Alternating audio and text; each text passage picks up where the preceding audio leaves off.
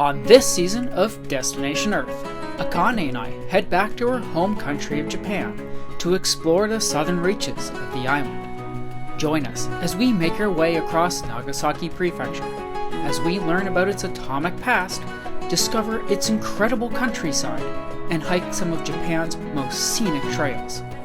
Where are we off to today? Let's find out. Today was our first day in Goto, beginning and staying right downtown of this small seaside community.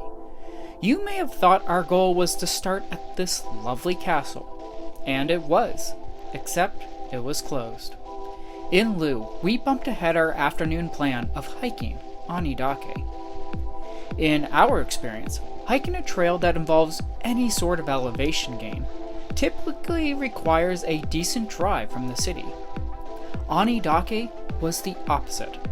In fact, it was so close to town, we decided that we could use the additional exercise and actually hike to the hiking trail itself. We passed along the narrow streets of town. The homes, sea view, and countryside welcomed us at every corner. Onidake is typically accessed by car, and thus, most people were surprised when both Akane and I showed up on foot, ready and eager to make the climb to the top of the hill. So, unlike most people who would drive up and park into the parking lot that's just beside us, we walked all the way here from town. It's probably a good hour-ish, hour and a half-ish walk, but it's actually really enjoyable. It's nice and easy, it's a gradual climb, and it's a beautiful day for it. So, we're here now at the mountain. Behind me is the observatory. We're not quite sure if it's open yet. We'll go check that. But the main point of coming today is to hike the beautiful mountain behind us. Right from the first steps, we could tell there were no bad views from this trail. Open hillsides and stunning coastlines were visible right away. Grasses that dominated the upper parts of the hill gave way to trees down below.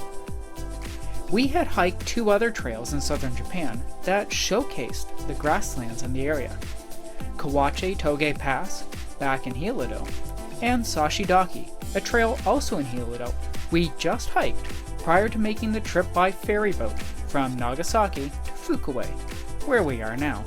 Approaching the top of the first hill, we became aware that the views on the other side were just as spectacular as what was behind us.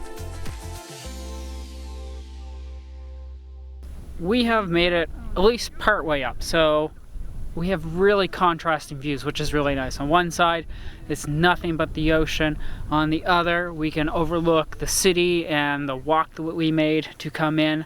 So now we're gonna pop up the hill there behind me and see exactly how far out we can see, because tomorrow we're supposed to be doing some hikes that are out that way, so perhaps we can get a little peek of what we can expect.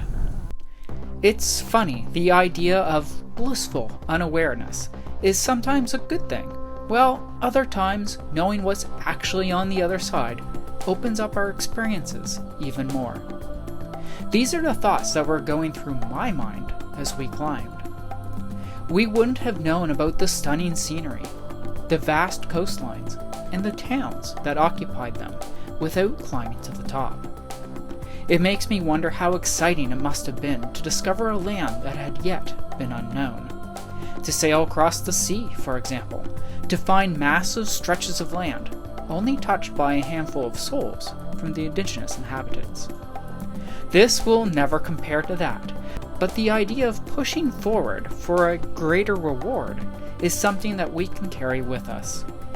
Continuing up the mountain, we came across a cluster of small rocks that gave us a glimpse into the past of this area, and how this mountain peak may have been formed. We're partway up the Onidake mountain now, and one thing that we've come across as we've made our way up are rocks that look like this.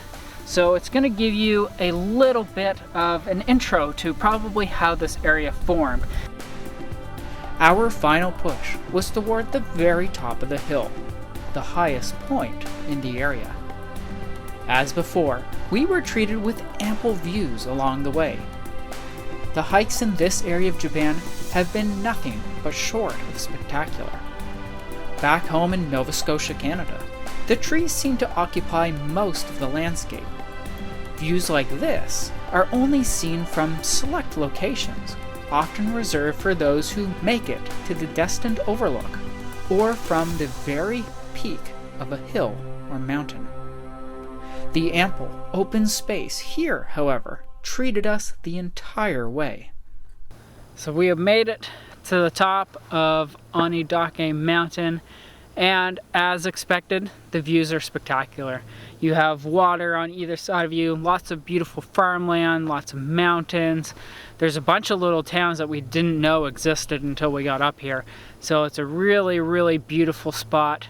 The sun is nice and warm, although there is a bit of a cool breeze considering it's almost December. Now, a lot of people have commented, oh, I see you're wearing a sweater. Oh, I see you're wearing a jacket. Yes, that is true. You have to remember that Japan, with the exception of a few islands, is not tropical all year round. So if you're coming later into the season, be prepared for some cooler weather, especially when you get on top of the mountains like this.